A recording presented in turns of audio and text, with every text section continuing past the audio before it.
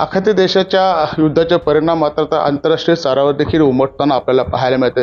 ज्या पद्धतीने America, Israel आणि इराकचं जे युद्ध चालू आहे त्या ठिकाणी मात्र आपण पाहिलं असेल की त्या इराकमधून पेट्रोल असेल, डिझेल असेल, गॅस सप्लाय असेल जे मोठ्या प्रमाणावर होत होती. मात्र आता कुठेतरी अमेरिकेने, इस्रायलने त्याच ठिकाणी हल्ले चालवलेले आहेत. त्यामुळे याचा तुटवडा देखील आपल्याला भारतामध्ये देखील पाहायला मिळतं आणि इतर राज्यामध्ये देखील त्या युद्धाचे परिणाम मात्र मोठ्या प्रमाणामध्ये इतर देशाला देखील भोगावे लागतात असं आपल्याला चित्र आपल्याला पाहायला मिळत आहे. मी छत्रपती संभाजीनगरच्या ज्या ठिकाणी जनरेटर तयार होतात त्या ठिकाणी आलेलो आहे. माझ्यासोबत पार्थ शेट्टे आहेत, संचालक आहेत, त्यांची जी कंपनी आहे त्यावरती मात्र या युद्धाचे परिणाम कसे झालेले आहेत हे जाणून घेणार आहोत. सर, LS न्यूजमध्ये प्रथमतः तुमचं स्वागत आहे.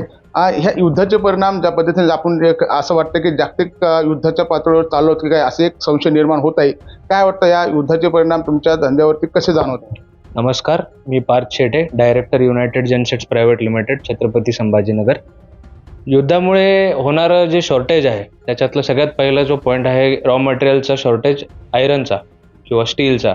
आमच्या डिझेल जनरेटर मॅन्युफॅक्चरिंगमध्ये लागणारं सगळ्यात महत्त्वाचं रॉ मटेरियल आहे ते स्टील. त्याची बॉडी, त्याची कॅनॉपी आम्ही स्टीलनेच बनवतो. जर का त्याची शॉर्टेज झाली तर आम्हाला भरपूर परिणाम होईल त्या बिझनेसवर. दुसरी महत्त्वाची गोष्ट, गेल्या काही महिन्यापासून कॉपरचे दर हे दिवसेंदिवस 5 ते 10% वाढत चाललेले आहे. कॉपरचे दर होणाऱ्या युद्धामुळे अजून काही येणाऱ्या दिवसांमध्ये वाढतील. तर त्यामुळे आमच्या केबल लागणाऱ्या जनसेटसाठी केबल किंवा सोलरच्या केबल याच्यामध्ये आम्हाला भरपूर परिणाम होईल, कारण दिवसेंदिवस त्याचे दर 15 ते 20% वाढतच चालले आहे. तिसरा जो महत्त्वाचा मुद्दा आहे तो आहे सेमीकंडक्टर शॉर्टेजचा. Semiconductor shortage, chips, electronic equipment जे जनसेटच्या कंट्रोलरमध्ये लागतात किंवा इन्व्हर्टर्समध्ये लागतात, त्याच्या शॉर्टेजमुळे कंट्रोलरची शॉर्टेज होईल, भरपूर प्रॉब्लेम होईल, टेक्निकल प्रॉब्लेम्स येतील, रेट वाढतील कंट्रोलर्सचे, सेमीकंडक्टर्स मिळणार नाहीत आणि कंट्रोलर जो ब्रेन आहे जनसेटचा तो चालणार नाही. चौथा जो मुद्दा आहे सगळ्यात महत्त्वाचा तो आहे डिझेल शॉर्टेजचा, जो सगळ्यात मोठा मुद्दा आम्हाला वाटतो. भारतात आजच्या तारखेला जरी आम्हाला हे जाणून येत नाही आहे, पण येणाऱ्या काही दिवसात वॉरचे डेट्स वाढल्यामुळे डिझेलचे शॉर्टेज जर का झाली, कारण डिझेल हा आमचा सगळ्यात महत्त्वाचा रॉ मटेरियल आहे. डिझेल आम्ही वापरतो डिजी टेस्टिंगला, ट्रायल्सला, आमच्या इंटरनल फॅक्टरी टेस्टिंगला, PDIला. डिझेलची शॉर्टेज जर का झाली, रेट्स वाढले तर आम्हाला फॅक्टरीमध्ये भरपूर त्रास होणार आहे येणाऱ्या काही दिवसात आणि कस्टमरलाही याचा त्रास होणार आहे, कारण जनसेटसाठी लागणारं डिझेलच प्राप्त होणार नाही त्यांना वेळेवर.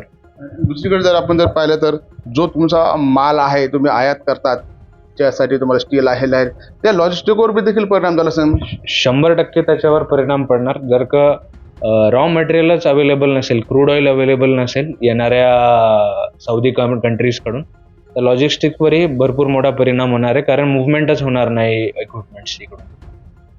आपण जर पाहिलं तर असे देखील माहिती प्राप्त होत आहे की ऑइल डिझेलचे शॉर्टेज असल्यामुळे जे काही बंदरावरून जो माल येत असतो तो सध्या स्टॉप आहे. त्याच्यामुळे त्याचं काही आयात निर्यात जे आहे ते पूर्णतः थांबलेले आहे आणि आता आज तुमच्याकडे जे काही प्रोडक्शन आहे त्याची निर्यात करायची असेल तुम्हाला तर त्यालाही देखील अडचण येते. भरपूर अडचण येते. पोर्ट्सवर मटेरियल अनअवेलेबिलिटीचे भरपूर कारण आहेत, कारण सी रोड्स क्लोज आहेत वॉरमुळे. सी रूट क्लोज असल्यामुळे येणारं इम्पोर्ट झालेलं मटेरियलही आमच्यापर्यंत पोहोचत नाही. ही भरपूर मोठी अडचण आहे आमच्या बिझनेस इंडस्ट्री.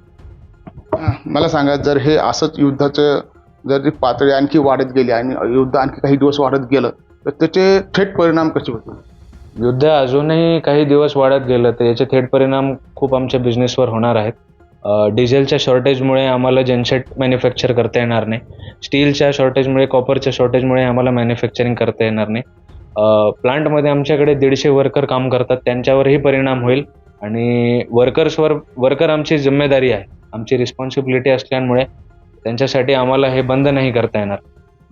नक्कीच आपण जर पाहिलं तर जरी हा जनरेटरचा जरी उद्योग असेल मात्र याच्यावरही मोठे परिणाम आपल्याला पाहायला मिळतात. जर असंच हे युद्ध काही दिवस चालत राहिलं तर त्याचे डिझेलचे परिणाम देखील, हे जे काही डिझेल जनरेटर आहे त्याच्यावरती परिणाम होणार. त्यांच्यावर जवळपास 100 ते 150 वर्कर काम करत आहेत, त्यामुळे त्यांना देखील काही कारणाने शिफ्ट कमी करावं लागतील, त्याच्या देखील रोजगारावरती परिणाम होणार आहे. आणि सरकारकडे देखील त्यांची ही विनंती की जी डिप्लोमसी आहे, आपले जे संबंध आहे इतर देशाशी ते देखील चांगले राखून आणि जे काही गॅस असेल, डिझेल असेल, त्या मूलभूत जे काही सुविधा कंपन्यांना लागतात त्या मात्र कुठेही खंड न करता चालू ठेवा अशी विनंती देखील आपल्याला उद्योजकांकडून करायला पाहायला मिळते. संजय आहेर, LS न्यूज, छत्रपती संभाजीनगर.